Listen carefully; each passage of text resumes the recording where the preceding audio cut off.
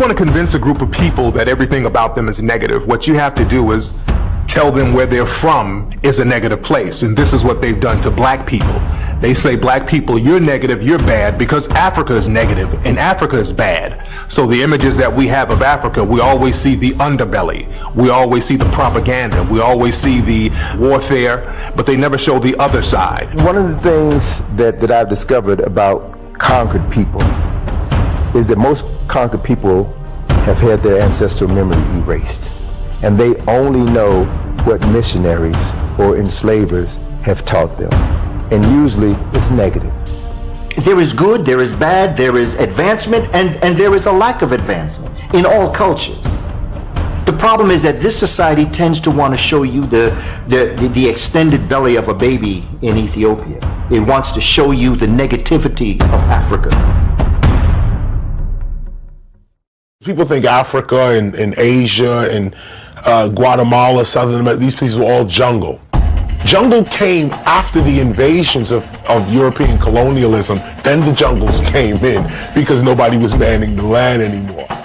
Look at the map. Just this map tells you alone that the great majority of Africa is grassland. It shows you right here. It's grassland, no jungle. In fact, the Everglades, by proportion, there's more jungle in the Everglades than there is proportionately in Africa, and that's in Florida. There's more jungle in Europe and in Asia than there is in Africa. Without a doubt, Africa has its wetlands, it has its greenery, some of the most beautiful animal kingdoms in the world. But most of Africa is not jungle. There's more jungle on the other continents than there is in Africa. In fact, you have vast greenlands in Africa, miles, tens of thousands of miles of nothing but flat, beautiful green land. Whenever they show images of Africa, they like to show the hunter-gatherers, the bushmen, the brothers running around half-naked with sticks. And that really represents about 1% of the whole population of Africa. As a matter of fact, you have those same hunter-gatherer people up in Europe. There's a group of people called the Sami people who live just like that, who live in mud huts, and they live that hunter-gatherer experience. But you never see any kind of mention of them in the media. You only see the African Bushmen, but you never see the rest of the whole continent and see how people are really living over there.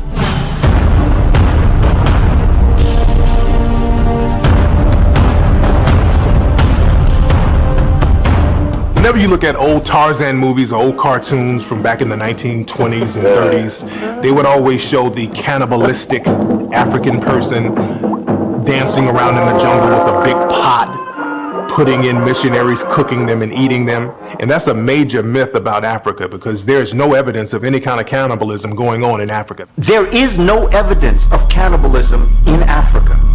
In fact, if you read a book called Man-Eater, there's more references to Europeans eating each other in the cold than there is Africans eating each other in the warmth. Why are you going to have a need to eat each other when the Creator and the Sun has given you mango and peanuts and food to eat that comes to you plentifully? There's no evidence of it, but again, to denigrate Africa and Africans, they have to create an image that people are going to shy away from. There's so many fallacies about African people and African history and culture, and cannibalism is one example. You know, based on my study, I found more evidence of cannibalism practiced among Europeans in Virginia in the 1600s. There are documented cases of the first settlers coming to Virginia from England, coming here in fall and in the dead of winter and not having enough supplies to see them through that season. So there's documented instances of people exhuming the bodies of the dead and eating them. There's one particular instance, I forget the gentleman's name, but actually I read this in a National Geographic magazine about a man whose wife died and he kept her death a secret so that he could eat her corpse and survive the winter. The cannibalism was going on in Europe big time. There's a lot of evidence showing the cannibalism that was going on in Europe. As a matter of fact, this whole vampire phenomenon that we have is rooted in the cannibalism that was going on in Europe in the Middle Ages. One of the most famous vampires, Dracula, Count Dracula, is really based on a real person named Vlad Dracula, who's also known as Vlad the Impaler. And there's a very famous portrait of Vlad the Impaler from around 1499, sometime in the 1400s, showing him and these people that he impaled on the stake. But they only show half of this portrait, because when you pan out of this portrait, you will see Vlad the Impaler literally at a dinner table eating the body parts. And I mean, he has like knife, fork, salt and pepper, like he's at Applebee's or Denny's or something. You have to remember, at the time, Isabella, or the queen at the time, put a bounty on slaves. And part of the edict that she sent out was anyone or any of the people that you catch who are cannibals, you can enslave them. So now everybody would say, okay, they were cannibals. Another myth about Africa is that it's extremely violent. Whenever we see anything about Africa, especially movies and the news, we always see the African warlord. We always see the African rebels riding on trucks, the African rebels with rocket launchers and machine guns. So what they do, the Western media, they'll take footage of a war-torn area. And the footage might even be old. They'll get old footage and show war-torn areas of Africa. They did that with the Coney 2012 propaganda not too long ago. And they'll try to pretend that this is what all of Africa is like. But in reality, out of the top 10 countries around the world with the lowest violent crime rates, 6 of those countries are in Africa, like Senegal, Cameroon, Mali. A lot of people don't know that.